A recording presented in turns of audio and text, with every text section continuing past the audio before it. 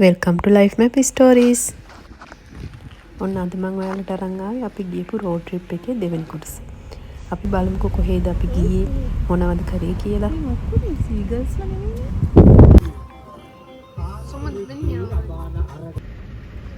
මෙතන තියෙන දිය ඇල්ල මතකනේ. මේ දිය ඇල්ල පහු කරගෙන අපි තව ඉස්සරහට ගියා. අපි මීට කලින් මේ පාරේ ගිහිල්ලා තිබුණේ නැහැ. මේ පාරේ යනකොට අපි කලින් දැක්කට වඩා වෙනස් වදී ගල්කන් තමයි මේ පාරේ තියෙන්නේ.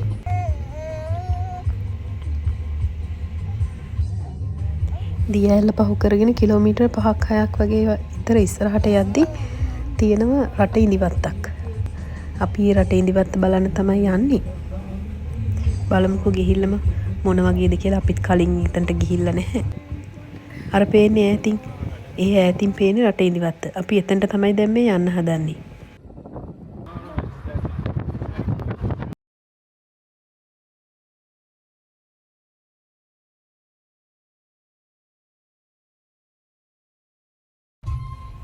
ඔන්න මේ විදිහට තමයි අපි මේ වත්තට ඇතුල් වුණේ.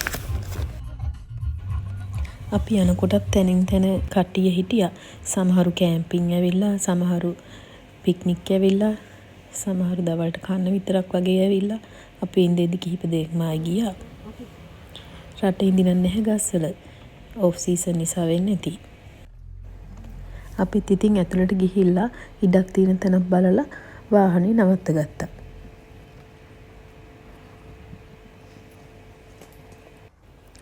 යනකොටම හරිම ලස්සන දර්ශනයක් තමයි දකින්න තියෙන්නේ. බලන්න අර කන්ද. අපිත් පළවෙනි පාරට ආපු එකේ පොඩ්ඩක් ඇවිදලා කරලා බැලුවා. මේ ඉන්නේ කැම්පින් ආපු කට්ටියක්. ඒගොල්ලෝ උයාගෙන එහෙම කාලා තියෙනවා මෙතන. මම ගියා පොඩ්ඩක් එතනින් එහා පැත්තේ තියෙන්නේ මොකද්ද කියලා බලන්න. මෙතන ගඟක් තියෙනවා. බලන්නකෝ ලයිම්ස්ටෝන් කඳු වලින් වටවුණු ගංගාවක්. හරිම ලස්සනයි. මෙතනින් එහාට යන්න බෑ. වතුරට බහින්නත් බෑනේ. මං ඊට පස්සේ ආපහු හැරිලා ගියා වත්ත ඇතුළට.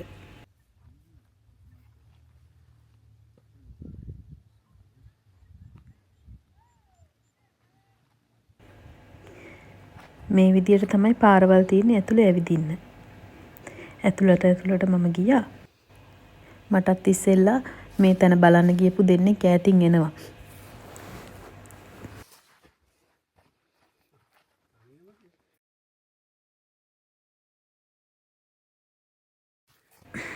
මෙතනින් එහාට කැලේ ඉවරයි. බලන්නකෝ මෙතනින් එළියට බහිද්දි වෙනමම ලෝකයකට යනවා වගේ.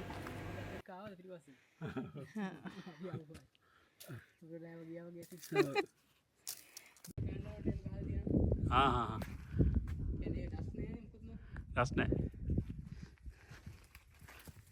ඒවද? හැබැයි ඕමත් දෙන්නේ.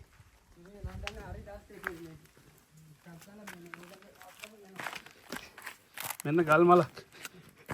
ගල් මලක්.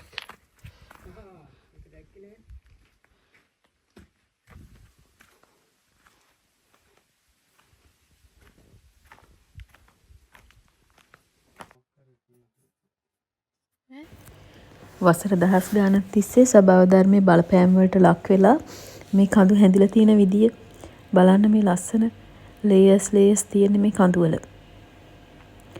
මට නම් නිකන් දැනෙන්නේ වෙනමම ලෝකයකට ආවා වගේ. හිතට දැනෙන සුවදායි හැඟීමත් එක්ක මෙතන මොනවද තියෙන්නේ කියලා හොඳට වටේ පිටේ බල හිටියා අපි. අවුවක් දැනුනෙත් නැහැ.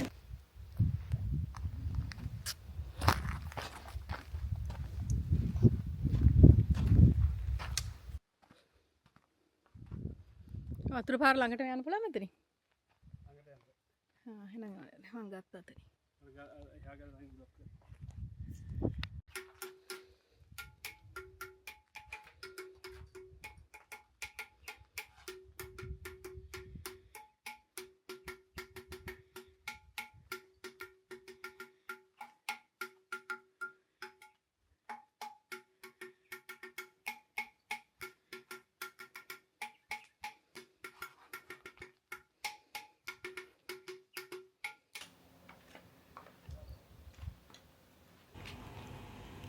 මෙතන වටේ සිරින අරබල ඉවරලා අපි ආපහු වත්ත ඇතුළට ගියා. එතන ඉඳගෙන අපි තේ ටිකක් එහෙම බීලා ටිකක් වෙලා එතන ගත කරලා ඊට පස්සේ අපි ගියා ආපහු හාසික් ටවුන් එක පැත්තට. අපි මගදී යද්දි දැක්ක view point එකක් තියෙනවා. මේ එතනට තමයි අපි යන්නේ. බලන්නකෝ. මෙතන තියෙනවා 7ක් වගේ ගලක්. පාර හදලා තියෙන ඒ ස්වාභාවික නිර්මාණය ඉතුරු කරලා. වටේටම කඳු ටිකත් එක්ක නිල් පාට අහස. අනිත් පැත්තෙන් නිල් පාට මුහුද. හරිම ලස්සන දර්ශනයක් තමයි පේන්න තිබුණේ. මෙතන ලස්සන තැනක් නිසා අපි හිතුවා මෙතන ඉඳගෙනම දවල්ට කන්න. අපිට හෙවන දෙන්නත් අර 7 වගේ ගල තියෙන නිසා එතන ඉඳගෙන කන්න පුළුවන්.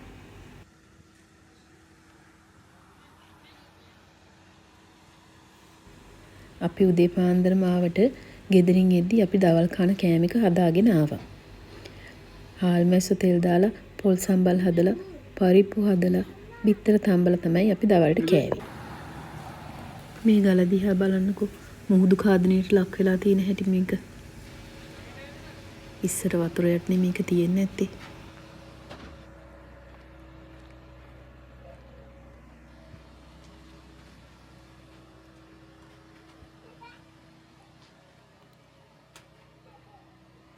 අපි දවල්ට කාලා මෙතන ටිකක් වෙලා ගත කරලා ඊට පස්සේ අපි ගියා හාසික් ටවුන් එකට.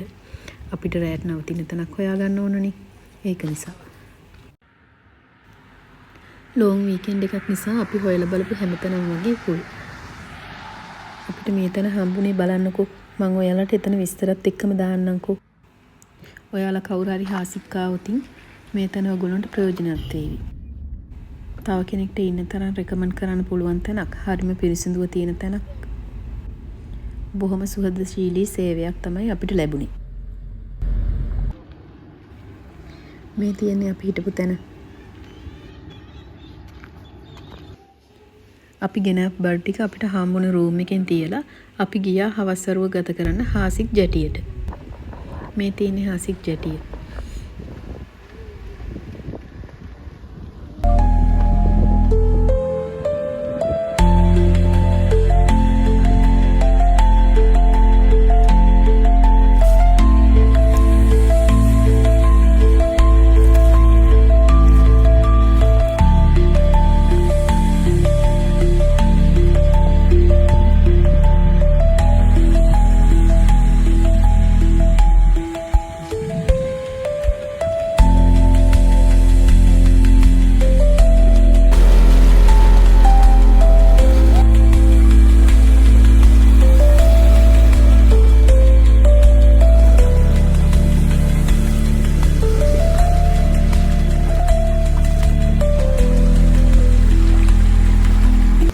ඊට පස්සේ අපි රැට යන්නට ගියේ හාසික් ෂෙඩ් එකේ තියෙන රෙස්ටෝරන්ට් එකට.